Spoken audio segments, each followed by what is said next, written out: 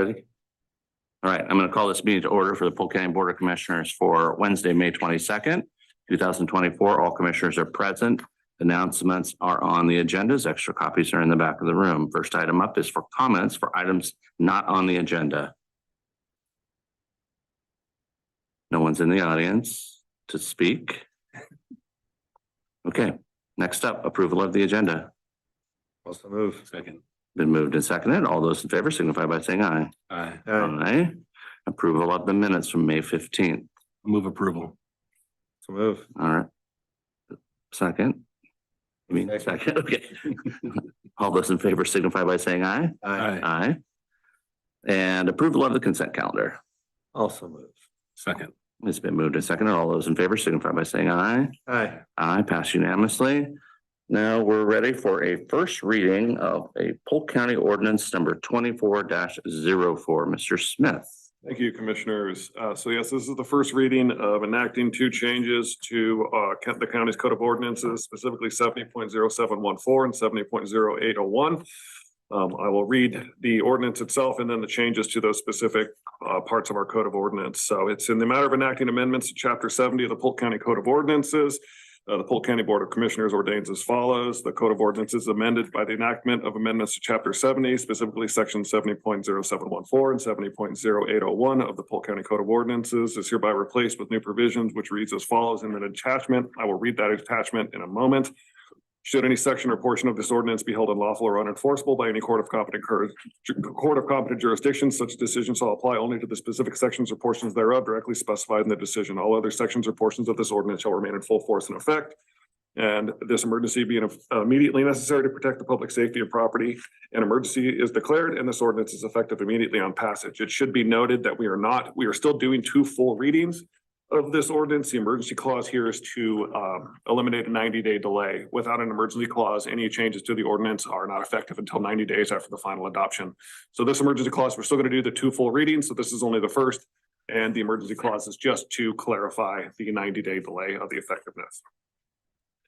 For the first change, PCCO's 70.0714 is modified to add a sub 3, which states that any transfer station shall pay for the first year of operations an amount equal to $1 per ton on all ORS Chapter 459 solid waste materials and 1% of the gross receipts on all of ORS Chapter 459 solid waste. For each subsequent year thereafter, up to year 5, the amount of any transfer station or transfer franchise shall increase by 1% each year, $1 per ton to a maximum of 5% and $5 per ton thereafter. The collection, there's also a modification to Section 4, which is adding transfer station to the language of Section 4. And those are all the changes other than the renumbering to allow for the addition of Section 3 to 70.0714. The changes to 70.0801 is the determination of rates. Added to Section 2 is clarifying for the collection and disposal of franchise holders the maximum rates, and that sets out the changes primarily for collection and disposal franchises, and then there'll be a new section for specifically transfer stations. Section 3 is modified to state applicants for an annual rate adjustment to a collection and disposal franchise rate schedule must submit the request on approved forms 90 days prior to the effective date of proposed change. Again, that is just to change that these sections are only applicable to collection and disposal franchises, not transfer stations. Section 6 is modified with the language of a collection or disposal franchise, which outlines the criteria for what needs to be determined when making a rate adjustment. Again, simply clarifying that it is for collection and disposal franchises, not for transfer stations. Similar change is made to Section 7, which is specified that it's only for collection or disposal franchises, which then leads us to the addition of Section 10.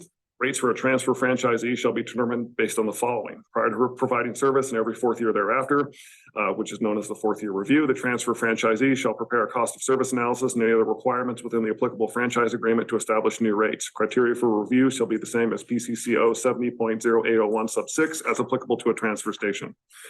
Prior to implementation of any new rates, the Board of Commissioners qualified designee or the county may set the matter for a public hearing before the county's hearings officer and shall give notice of the time and place of such a hearing to the franchise collector. The administrator and Polk County Legal Counsel, as well as having notice of the public hearing published in a newspaper, public record located in the area. After the hearing, the board may reverse or affirm or may impose such conditions as the facts warrants, and its decision or determination shall be final. Any hearing may be continued from time to time. During every year that is not a fourth year review, the Board of Commissioners qualified designee and the franchisee may agree to adjust the rate schedule once a year.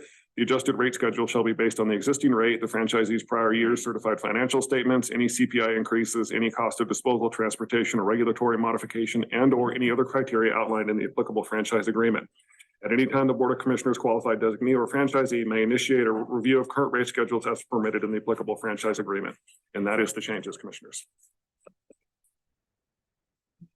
Thank you. Well done, sir. All right. Anything else with regard to the ordinance? That's it. Right. Okay. Do we have a need for an executive session? Not for me, sir. Okay. Anything else? Hearing nothing?